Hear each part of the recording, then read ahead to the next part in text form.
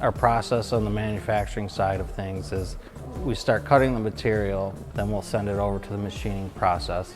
We'll machine everything for the hardware of the doors. Then it gets sent to fabrication, and then they'll fabricate the doors. Once everything's fabricated, we send it to the finishing department where it's cleaned up and everything's filed nice, sandblasted, powder coated, and then all the hardware is installed, packed up, and shipped out.